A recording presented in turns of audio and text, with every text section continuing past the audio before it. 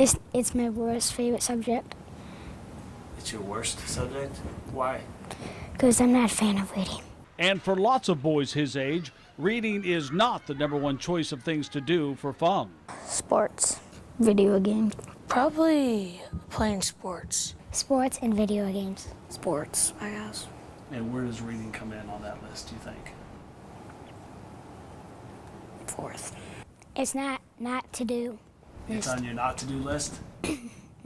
Avoid reading at all costs. Yes. I tell my family this because Xbox is more fun than reading. Reading, you get bored. Xbox, you don't. Reading has lots of competition. The fact is, by 4th grade, boy readers are way behind girls. The trend actually starts in 2nd and 3rd grade. And as the boys themselves tell it, frustration is a big part of it. It's like, wait, what happened? Luke would just stop reading a book when it got too hard last year. And did that make you frustrated, make you want to stop reading a book? In 4th grade, yeah, a little bit. It just made me like, all right, well, if I don't know this word, then I can't even understand the rest of the book, so bye-bye, book. And that makes reading more of a chore for many boys. And all of us know how boys feel about chores. You have to read almost 100 words in one page. Like that. And that's a lot. And do you ever sometimes just say, I can't do this? And Yes. Because they don't understand, they can't read the words that good, and they just think it's boring. Our culture is also a factor. By 4th grade, social pressures for boys can sometimes make reading seem not cool. Some people want to be the cool people and popular, and they think reading would be like school, and some people don't like school. Maybe just because their friends stop reading or don't read, they think it's okay to stop reading too. So how do we keep boys in the game? Reading experts say we need to offer more boy-friendly books in an environment less structured. There's some magazines in there that they can't check out, like some car and motorcycle magazines that they can only read when they're in there, so they like to go in there. The comfy furniture doesn't hurt. Enter the cave. Anybody else read those where you choose what's going to happen to the characters in them? Sarah Shepard has been teaching for 15 years, most of that time 4th graders. She noticed the love of reading the 2nd grade boys had would dramatically slip away by 4th grade. She headed to a new job in the library with a new plan inspired by other educators. We very carefully chose the books that we were going to put in there that would hopefully be books that would maybe hook the boys and get them reading. From graphic novels, some graphically gross with an emphasis on nose-picking and bodily fluids, to biographies and other nonfiction materials that boys seem to relate more to. So why do you choose the graphic novels, though? What makes you read those? Comics.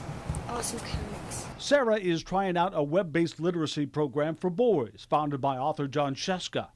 Her group is now part of the Guys Read Charter. And yes, there are rules. They get to eat, so that helps. And it also says that they get to smash things. So I don't know if John Sheshka, that was his idea. So they're really looking forward to getting to smash things. They are also smashing the misconception that boys that don't like to read can't change. In fact, it's happened here over the past 6 months. I used to not like reading that much, but then when I got chosen, I started reading a lot more, and it interests me a lot more. It's more interesting to read. My vocabulary is expanded, so I'm able to read more books because I understand the hard, tough words that are 10 letters or 8 letters long. And they know reading is important beyond school. Most in your life is mostly words, and that the only thing that doesn't have words is a picture. But for right now, they are discovering for themselves that reading can be fun. And yes, even kind of cool. I like the nonfiction ones. That way I can learn about people. I like to read fantasy books and books about science. Comic, because they're funny and they're cool. Big Nate. Some books are funny, and it entertains me in ways. Next stop, the Harry Potter series? Luke says not so fast. Because like 10 things are going on at the same time. If it's like a Harry Potter book, I'll probably do everything before I read a Harry Potter book. Well, maybe next year.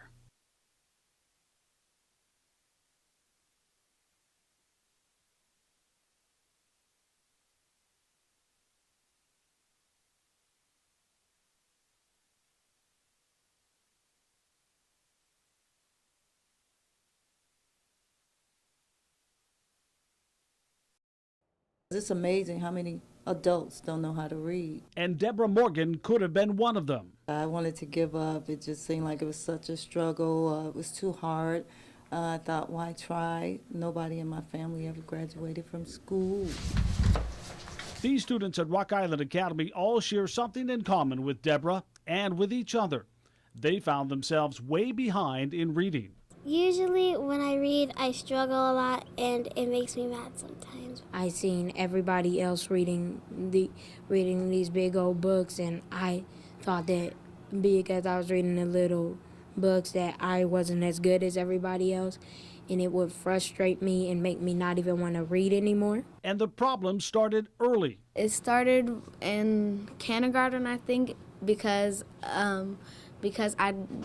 other people were like kind of reading harder books than me. I struggled in first and second grade because coming from a different country, I got all the words mixed up and I got confused and mad, and everyone was reading above me, so I thought I wouldn't fit in. And I started to wonder, how come I'm reading easy books when when everyone else is reading now like these medium books and these higher books? I wanted to be like them. Carmonique's mom was concerned too. When they gave me this letter saying that she needs to be in a reading program, I was like, oh, my daughter, you sure? Determined to help, the family got involved with the school, asking for more spelling words, making flashcards, spending more than an hour each day at home reading.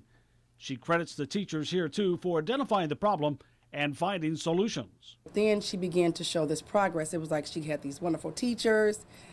Everybody was like, Carmonique is moving, she's progressing, and she's picking up bigger books. She's bringing home more and more books. All of these students have overcome and are either at or above, in some cases way above, grade level, and feeling better about themselves. It's a great success story, and that's what we want for every child. It makes us very proud. We're very happy for those children. We want every child to feel that. Kittens kicking, leaping, licking, mice munching, nibbling nibbles.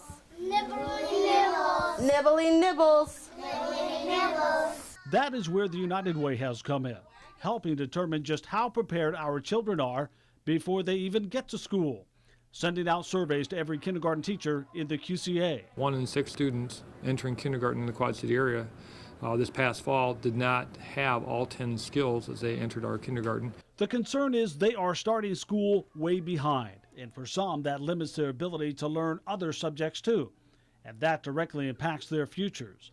But for these kids, they are confident they now have what it takes to do whatever they want in life. Monica wants to be a lawyer. I feel more confident in my reading, more fluently. Alexis has been inspired to teach. She helped me read, and then I wanted to be a teacher after that. And Carmonique? She wanted to be a doctor at first, but now I don't know what she wants to be. So I told her the sky's the limit. I said, if you keep on progressing the way that you are, nothing and no one can stand in your way. And for Deborah, the woman who almost quit reading long ago, she is not only the first person in her family to go to college, she is now teaching other adults to read and making sure even the youngest of her grandchildren develop a love of reading very early. It makes me feel really good because now they can read to me.